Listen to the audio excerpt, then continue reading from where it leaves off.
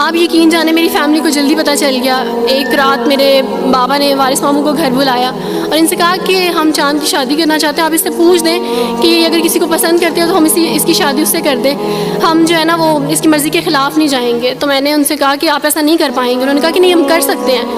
مجھے یہ تھا کہ مجھے پچھتاوا نہ رہے کہ میں نے شاید اس دن پاپا سے بات کرتی تو پاپا مان جاتے. تو میں نے ان سے کہا کہ پاپا میں ایک مسلمان مرد سے شادی کروں گی, آپ ایسا میرے لیے کر سکتے ہیں؟ اگر آپ کسی مسلمان سے میری شادی کریں گے تو ٹھیک ہے, میں شادی کرنے کے لیے تیار ہوں. میری گھر میں ایک سناٹا چھا گیا اور اس خاموشی کے بعد جو ہے یعنی سب فیملی والے رونے شروع ہو گئے. انہوں نے کہا کہ آپ اپنے مذہب میں واپس آ جاؤ. لیکن یہ ہے کہ میں دین اسلام قبول کر چکی تھی. آپ یقین جانیں جس طرح لوگ مختلف ہیں اسی طرح ان کے مسائل بھی مختلف ہیں. مجھے مینٹلی بے انتہا ٹارچر کیا گیا. مینٹلی مجھے یعنی اس چیز کا احساس دلوایا گیا کہ ماما پاپا روتے ہیں. میرے پاپا نے آپ یقین جانیں خود کو پھانسی لگانے کی کوشش کی میری آنکھوں کے سامنے. میری ماما نے خود پہ پیٹرول ڈال دیا اور خود کو جلانے کی کوشش کی میری آنکھوں کے سامنے.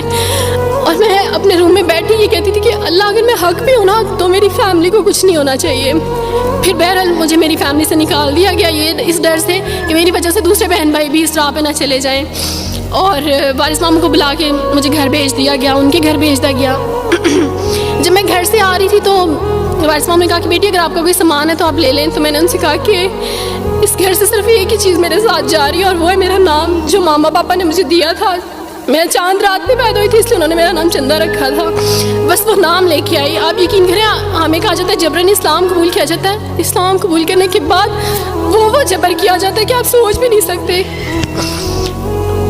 آپ کو اپنے ماں باپ سے ہی ملنے نہیں دیا جاتا, آپ کو اپنے ہی چھوٹے بہن بھائیوں کے پاس نہیں جانے دیا جاتا. آپ میں ہاسپٹل میں تھی ڈیلیوری کے ٹائم. آپ یقین جانے میرے پاس کوئی بھی نہیں تھا جو مجھے بیڈ سے اٹھا کے بٹھا سکتا. ایسے موقع پہ مجھے اپنے اپنوں کی ضرورت تھی, لیکن میرے اپنوں کے جبر نے میری ماما کو مجھ سے دور رکھا, میرے بہن بھائیوں کو. میرے کرسچن کولیگس نے ہی میری فیملی کو پریشرائز کیا کہ اس کو فیملی سے نکال دیں کیونکہ اگر آپ اس کو ملیں گے تو مزید لوگ بھی عبدالوارث کی طرح چندہ کی طرح اسلام قبول کریں گے. میں نا ہاسپٹل میں لوگوں سے کہتی تھی کہ مجھے بیڈ سے اٹھا کے بٹھا دیں, سیزیرین کے بعد میں اٹھ نہیں سکتی, میرا بیبی رو رہا ہے, کوئی مجھے بیبی پکڑا سکتا ہے.